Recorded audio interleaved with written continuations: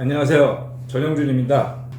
지난 5일 확진자 및 격리자의 사전투표에서 쇼핑백과 라면박스 등을 투표함으로 사용하는 소쿠리 투표함 논란이 있었습니다. 있을 수도 있어서도 안 될 일이 발생한 겁니다. 그런데 노종이 선관위원장은 묵묵부답입니다. 해명도 사과도 없었습니다. 선거의 중요성을 모르는 반헌법적 작태를 할 수 있습니다. 선거 후 소쿠리 투표함에 관련된 선관위 관계자들을 반드시 사법 처리해야 할 것입니다. 헌법의 중요성, 선거의 중요성을 일깨워 주어야 합니다. 오늘은 역대 선거 결과를 보는 판세를 한번 살펴보도록 하겠습니다. 어제는 각종 여론조사를 통해서 판세를 예측했는데요.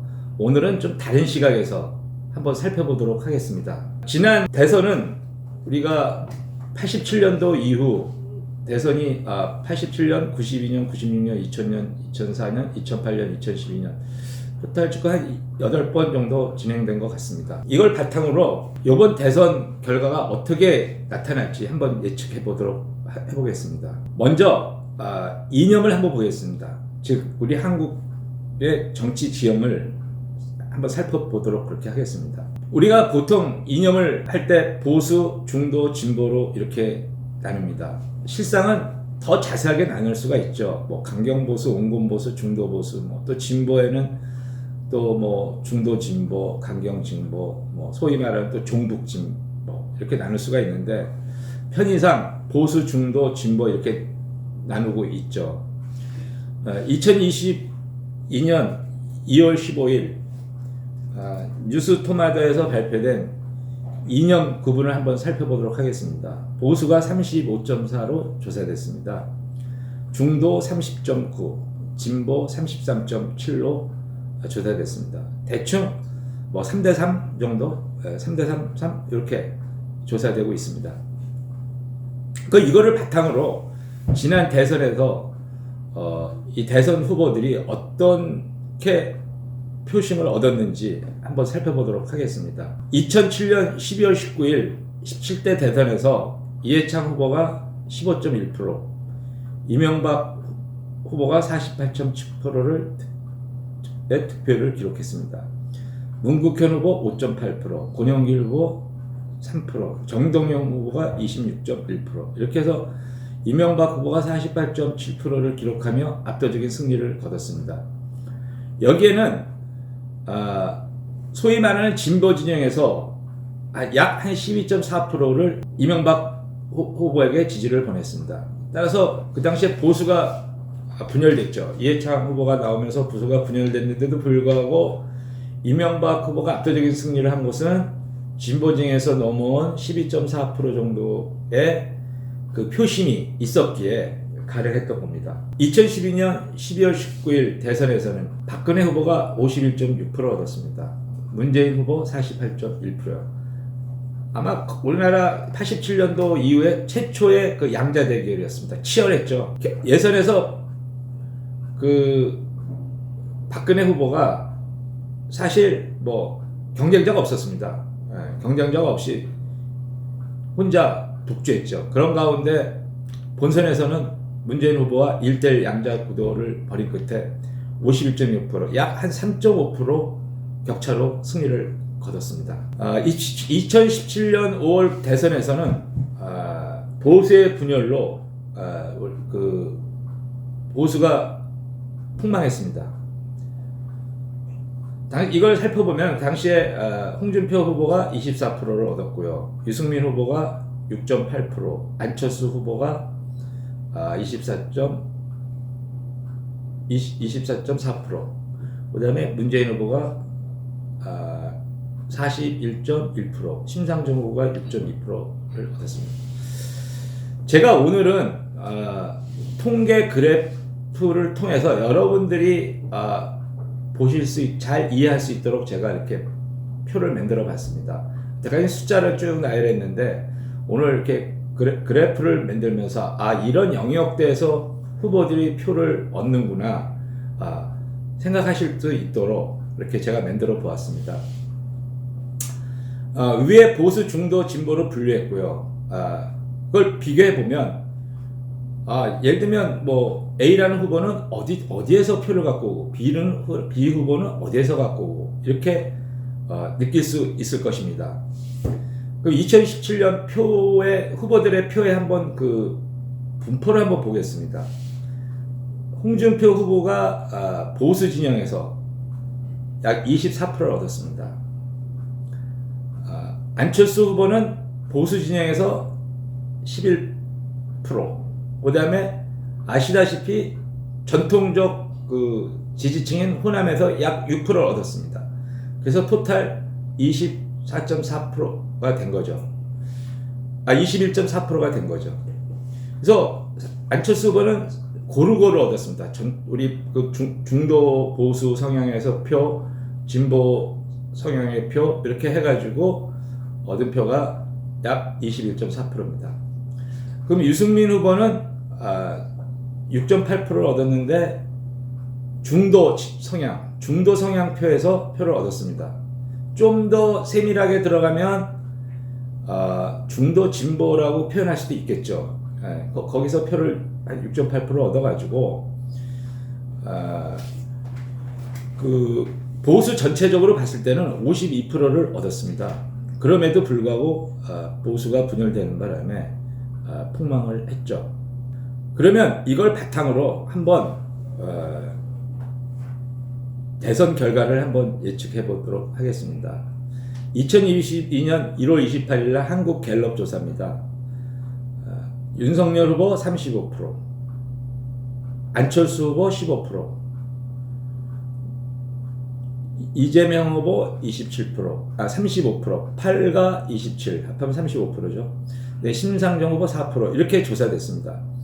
요 가운데 표를 보면 파란 글씨로 10%가 돼 있는데 요거는 없음 모른층입니다. 여러분들 여론조사에서 많이 밝혔듯이 샤이 진보가 많다. 요번 대선에서는 샤이 진보가 많다. 이런 보도를 많이 접했을 겁니다. 요 샤이 진보, 중도 진보, 정확하게 얘기하면 중도 진보층에서 샤이 진보가 많이 나왔습니다. 약 7%에서 10% 정도 이렇게 포진되어 있습니다.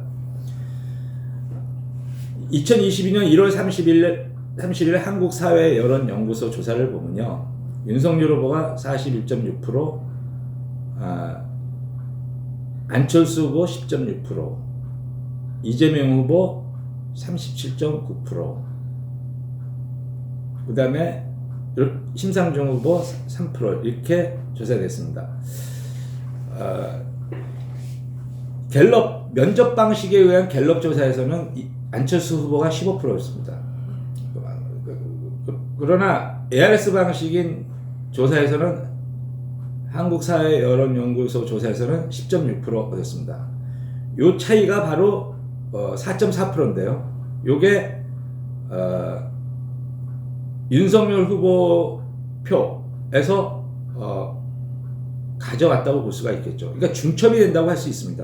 요 4.4%가 윤석열 후보와 안철수 후보 사이에서 중첩이 된다고 할 수 있습니다. 근데 ARS 조사에서는 요 4.4%가 이 성향의 사람들이 거의 다 윤석열 후보를 지지한다고 하고요. 면접 조사에서는 또 안철수 후보를 지지한다고 합니다. 그러니까 전화로 이렇게 뭔가가 내가 옆에 누가 있는데 윤석열 후보는 지지하기 좀 뭐해, 이재명 후보는 지지하기 뭐해, 뭐 이런 사람들이 그 안철수 후보 지지하는 게 제일 무난하지 않겠는가 해서 이게 나오는 그런 현상입니다. 2022년 2월 1일 데일리안 조사에서 여기도 마찬가지로 ARS 조사죠. 43.5%로 조사됐습니다. 안철수 후보는 7.8%고요. 그러면 약 7.2%가 그 한국 갤럽 조사에 포함됐다고 볼 수가 있겠습니다. 2022년 2월 3일 리서치뷰 조사에서는 윤석열 후보 46%, 안철수 후보 8%입니다. 약 7%가 1월 28일 발표된 한국 갤럽 조사에 포함됐다고 볼 수 있겠죠. 그런데 이 7.8%, 7.8%, 8.0%. 이게 실제 조사됐는데 7.2%, 7%는 윤석열 후보 쪽으로 지지를 나타냈습니다. 그래서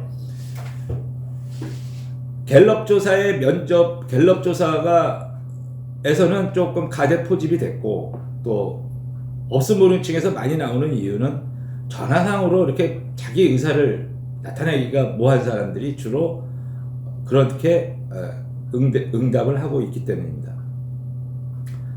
2022년 3월 3일 며칠 전에 발표된 조사에서는 허경영 후보가 2.6%, 윤석열 후보 47.5%, 안철수 후보 4.9%, 국민의당 있죠. 더불어민주당 이재명 후보 41.9%, 정의당 심상정 후보 1.3% 이렇게 조사가 됐습니다. 여기서 쭉 이렇게 보면요, 이 가로는 이제 그 윤석열 후보의 가로는 기존의 전통적인 보수층에서 지지한 수치를 얘기하고요. 또 이재명 쪽의 그 가로는 진보층, 소위 말하는 전통, 호남을 기반으로 한 전통 지지층이 지층을 기반으로 기록을 말합니다. 특이점은 이제 허경영 후보가 프라임 경제에서 약 2.6%로 조사됐습니다. 그런데 사실 어제도 말씀드렸다시피 허경영 후보가 2.6%를 얻을 것은 라고 생각하지 않습니다. 왜냐하면 투표장에 가면 또 전통적인 또 이 보수층들이 결국은 이길 사람 찍자 이런 심리가 발동되기 때문에 여기 윤석열 후보 쪽으로 일부 또 이동할 것이라고 또 봅니다. 근데 그 프라임 경제에서는 심상정 후보가 1.3%로 조사됐습니다. 보통의 여론조사 기관들보다 좀 낮게 평가되고 있습니다. 그래서 쭉 여론조사를 보면 이재명 후보가 38에서 41 선에서 이렇게 오고 있다는 것을 알 수가 있겠습니다. 그럼 제가 왜 프라임 경제 여론조사를 제가 인용을 했냐면요, 없음 모름층이 1.1%밖에 안 됩니다. 없음 모름층이요. 그럼 없음 모름층 1.1%가 이재명 후보한테 다 간다 할지라도 43%밖에 안 됩니다. 윤석열 후보는 47.5%. 벌써 거기서만 해도 4% 정도 차이가 나죠. 물론 이제 안철수 후보가 완주한다는 전제 하에서 이렇게 조사된 겁니다. 그러면 이걸 바탕으로 한번 예상 결과를 한번 살펴보면, 지금 안철수 후보 4.9% 지지율이 이게 어디로 갈 것이냐, 이게 살펴봤을 때 전부 다 간다고, 윤석열 후보 쪽으로 전부 다 간다면 약 한 52% 정도 나오겠죠. 그리고 거기에 또 기타층이 있습니다. 기타층 1.1%가 올 수 있습니다. 오게 되면 약 한 55% 정도 또 올라갈 수 있습니다. 여기에 또 허경영 후보 또 지지율까지 좀 이렇게 더 오게 되면 55.8% 이렇게 또 예상이 됩니다. 그래서 윤석열 후보는 요 그래프를 보고 평가하게 되면 윤석열 후보는 53.3에서 55.8% 이렇게 예상이 됩니다. 그러면 이재명 후보는요, 39.4에서 41.9% 이렇게 예상이 되고 있습니다. 심상정 후보가 1.3% 나온다고 가정했을 때 41.9%가 예상되고요. 심상정 후보가 약 3% 이상 얻게 되면 39.4% 정도 이렇게 얻게 될 것으로 예상됩니다. 그래서 어제는 여론조사 갖고 제가 이렇게 비교하면서 분석을 했는데요. 오늘은 지난 대선 결과를 갖고 한번 비교하면서 분석을 해봤습니다. 여기에 이제 보수, 중도, 진보 이렇게 나눠가지고요. 윤석열 후보는 어디에서 표를 갖고 오고, 안철수 후보는 어디에서 그동안 표를 얻었고, 이재명 후보는 어디서 지금 표를 갖고 오는지 이 그림을 보면서 여러분들은 좀 느끼실 수 있을 것입니다. 그래서 윤석열 후보는 어디까지 표를 얻을 수 있고, 이재명 후보는 어디까지 표를 얻을 수 있는지 여러분들이 스스로 판단하실 수 있을 것입니다. 오늘 그 뉴스를 보니까요, 참 재밌는 얘기가 나오고 있습니다. 어떤 얘기가 나오냐면, 정성호 더불어민주당 선대위 총괄 특보단장이 이재명 후보가 지난주 역전했다, 그러면서 결과적으로 3, 4포인트 차로 승리할 것이다. 이렇게 말했습니다. 뭐 그렇게 얘기하는 거에 자유죠. 뭐 그렇게 될 수도 있겠죠. 예. 그리고 왜 역전할 수 있겠냐 하니까 후보 단일화에 대한 역풍이 불고 있다. 그렇게 해서 이 사람들은 해석을 하고 있습니다. 아니 지금 유세장 가면 구름 인파가 그렇게 보면서도 후보 단일화에 대한 역풍이 불고 있다 이렇게 얘기하고 있는 겁니다. 참 한심한 일이죠. 그리고 또 뭘 얘기했냐면 호남의 사전투표율이 높아지고 있다. 그래서 호남 출신 유권자가 비호남 지역에 더 많이 살고 있기 때문에 지금 지지층이 결집하고 있다. 이렇게 얘기하고 있습니다. 이런 얘기는요. 지난 서울시장 보궐선거 때도 나왔고요. 2012년 대선 때도 나왔습니다. 이 표를 한번 보겠습니다. 2012년 대선 때 여기 표를 보시면 아시겠지만 제가 일일이 설명은 안 드리겠습니다. 뭐 문재인 후보 42.3, 38, 40.6, 39.7, 40.2, 40.8, 43.2 이렇게 조사됐습니다. 공표 직전에 발표된 여론조사들입니다. 결국은 문재인 후보가 41.1% 당선됐죠. 근데 공표 직전에 발표된 여론조사랑 지금 그 개표 결과랑 별 차이가 없어요. 큰 차이가 없어요. 대략 프레시안 리서치뷰 조사 여기는 좀 진보 진영이죠. 진보 진영 조사에서는 대략 약 2%가 덜 나왔어요. 소위 말해서 덜 나오고 대부분 나머지 비슷하게 나오고 있습니다. 그러면 이걸 예측해 보면 이 여론조사에서 지금 여론조사에서 발표되는 이재명 지지율도 이렇게 나올 수 있다는 거죠. 지금 현 이재명 후보의 그 지지율대로 그 결과가 그렇게 나올 수 있다고 보는 겁니다. 그럼 서울시장 보궐선거 때를 한번 보겠습니다. 서울시장 보궐선거 때 공표 직전에 발표된 여론조사들을 보면요. 오세훈 후보 55.5, 50.5, 50.4, 54.4, 55, 박영순 후보는 32.3, 28.2, 35.7, 33.5, 35.8 이렇게 조사됐습니다. 그래서 오세훈 후보가 결국은 57.5 여론조사 발표된 여론조사보다도 조금 더 많이 나왔고요. 물론 이제 박영순 후보도 또 약 10%에서 약 4% 정도 더 많이 나왔습니다. 이때 여러분들 기억하실 겁니다. 박영순 후보가 막판에 지지율이 올라가고 있다. 골든크로스 지났다. 지지층이 결집해서 오세훈 후보를 이길 것이다. 이렇게 그 당시에 그냥 떠들어댔습니다. 근데요, 28%에서 39%로 가는 것이었지 45%에서 50%로 가는 게 아니었었어요. 28%에서 39% 가면은 꼭 지지자들이 결집하죠. 그때 28%, 39% 가는데 지지자들이 결집 안 하겠습니까? 똘똘 결집하죠. 근데 29%에서 50%로 가는 게 아니라 29%에서 39% 갔다는 거죠. 정말 이기려면 45에서 50으로 가야 이게 역전이 가능하다, 지지자들이 결집했다, 승리가 눈에 보인다, 이렇게 얘기할 수 있는 거죠. 그때 서울시장 보궐선거 때를 비교해보면 지금도 마찬가지입니다. 이재명 후보가 각종 여론조사에서 40% 넘은 적이 별로 없어요. 38, 39, 40, 35, 막판에 와서 이제 43 나왔는데, 그것도 심상정 후보가 41점 몇 프로 나오니까 43% 나온 겁니다. 여기서 지지자들이 결집해야 몇 프로 올라가겠습니까? 저는 41% 이상 득표하기가 참 힘들다고 봅니다. 그래서 우리가 물론 민주당이 오늘 3, 4% 이길 거다. 어저께 우상호 본부장은 1, 2% 이긴다 이렇게 하지만 사실 그거는 희망사항이고요. 그 지난 서울시장 재보궐선거랑 2012년 그 대통령 선거와 비교해 보면 지금에 나오는 여론조사와 거의 같은 흐름으로 진행되지 않을까 저는 그렇게 생각합니다. 예, 감사합니다.